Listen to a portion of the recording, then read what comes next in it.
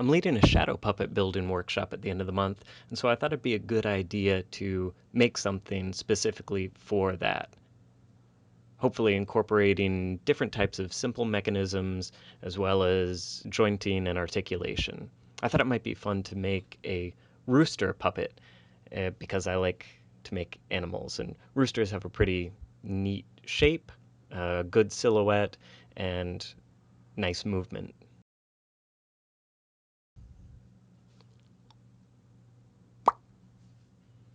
There we go. I found a image of a rooster via Google image searches, and then just sort of did a rough drawing of it beforehand. I'm just darkening up the lines now.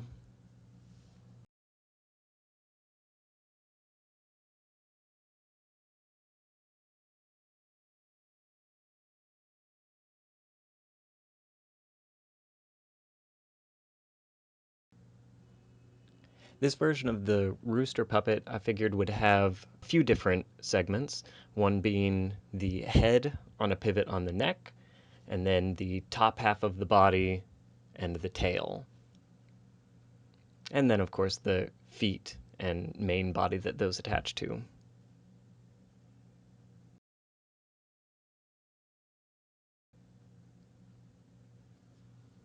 In this version, I want to use a 4-bar linkage so that the top half of the body and tail are connected via a linkage, making a sort of parallelogram between their pivot points, so that when the top of the body lowers, the tail raises up.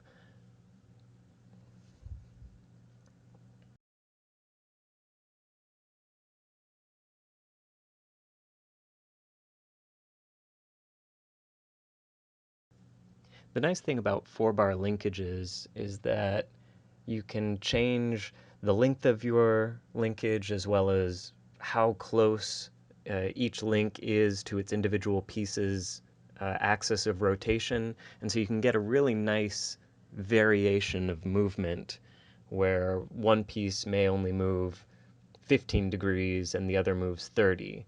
And so it really gives a sense that the two are connected in the same organism, but you only have to move one piece to get sort of double the movement.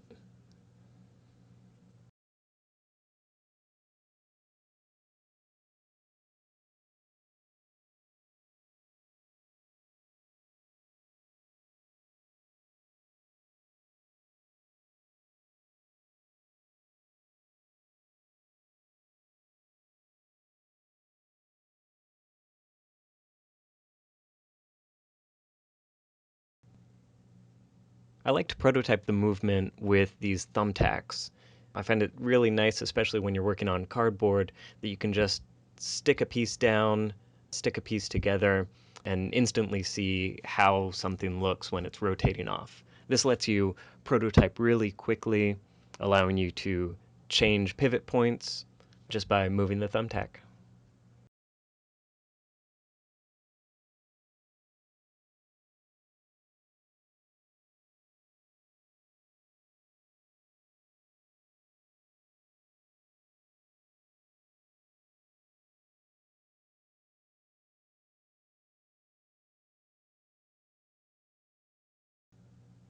It seems like for good balance on this rooster, the top of the body and the tail almost move the same amount of, I guess, radians or sections of a circle.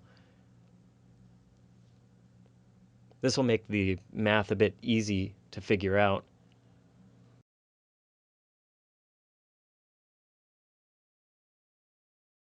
I'm just making an arbitrary reference point right now. The line on the top of the body doesn't matter, it's just a constant. And I'm rotating between the highest and lowest point that I want the upper body to be. Then I'm doing the same on the tail too, again just with an arbitrary line, but this will help me find its extremes one way and the other.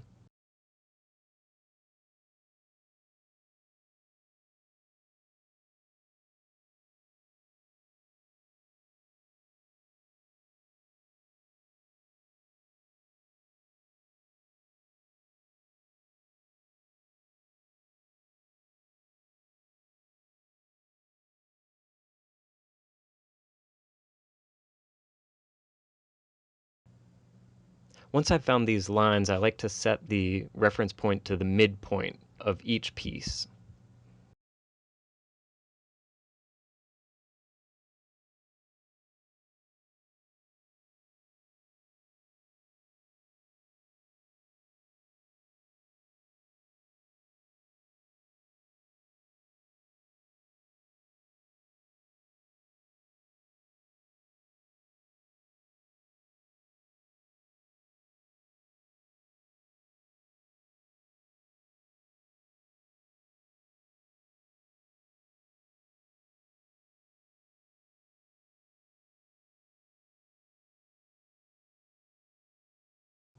Here I'm trying to figure out a mechanical stop to keep it from going too far up or down at a certain time.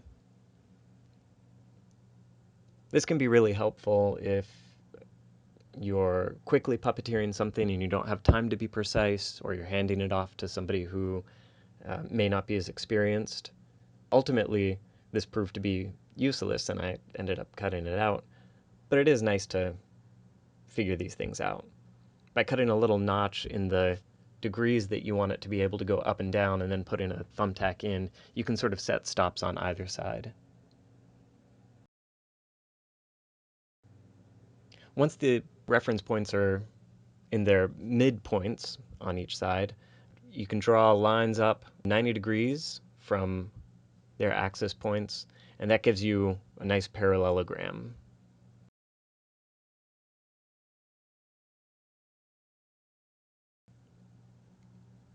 Now, because the top of the body and the tail's axis points are relatively close, it's not giving me a great deal of difference in the movement than, say, a bell gear would. So I'm adjusting one of the pivot points on the tail down a bit so that it gets a more extreme leverage. So when you rotate the top of the body, it'll actually move the tail a greater degree.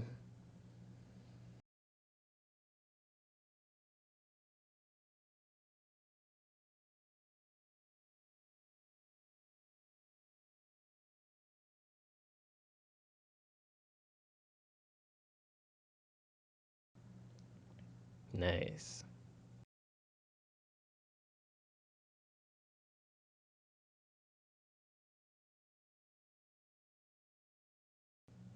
When you add linkages like this, it gives a really nice sense of movement, but it also limits it in that now that the linkages are attached the way they are, you can't really move the feet as easy because you have all those mechanisms in the way.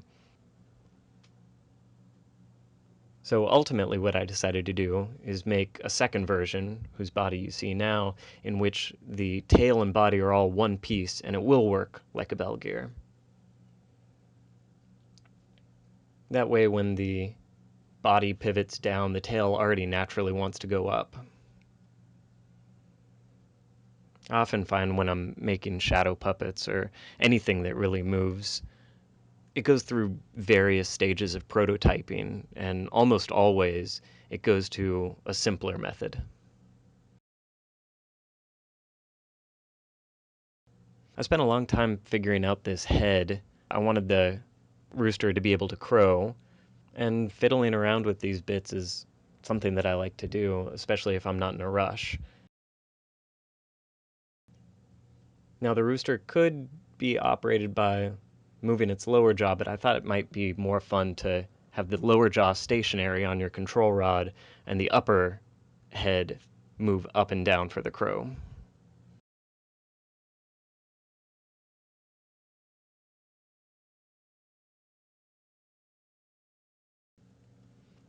I'm transferring the pattern pieces over to a heavier cardstock because it's a more sturdy material to work with, and it'll allow me to attach the control rods much more sturdy.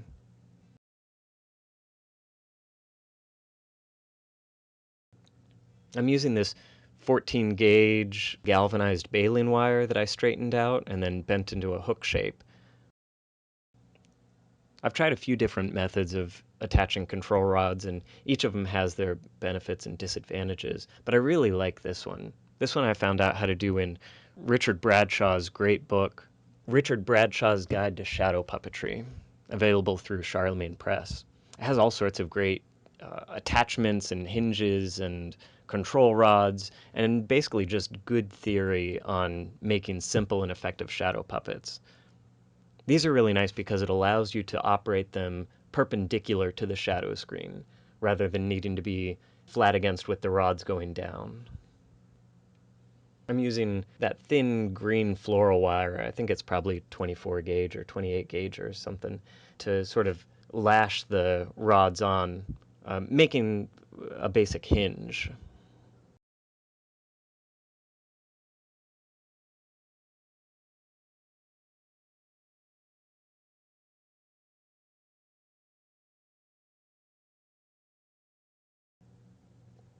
Now I haven't bent the handle, so it's a little hard to manipulate and get purchase on, but once you give a bit of a handle, you can really twist it.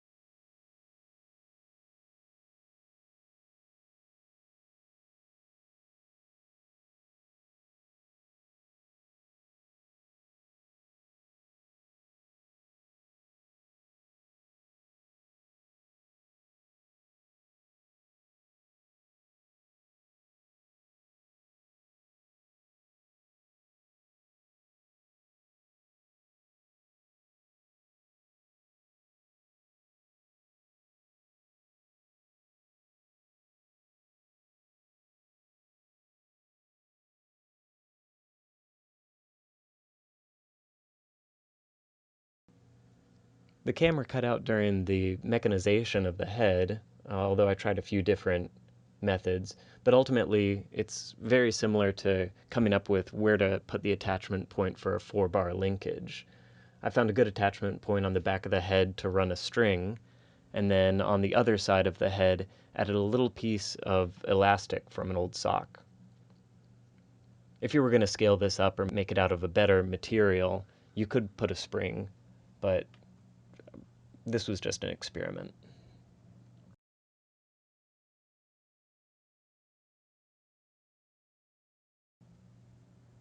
You can see at the top of the head there's a little stop put in. I don't know if it's entirely necessary. Here's a simple lever down there, control rod, and it's just a piece of sewing thread to connect the two. Let's test it out.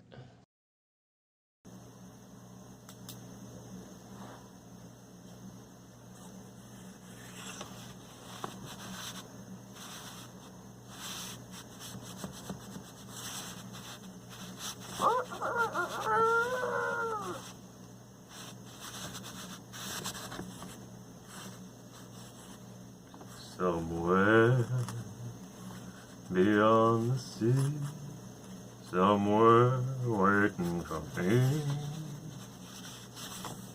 my lover stands on golden sand and watches the ships that go sailing somewhere beyond the sea. She's there waiting for me. If I could fly like birds on high, then straight to your arms I'd go sailing.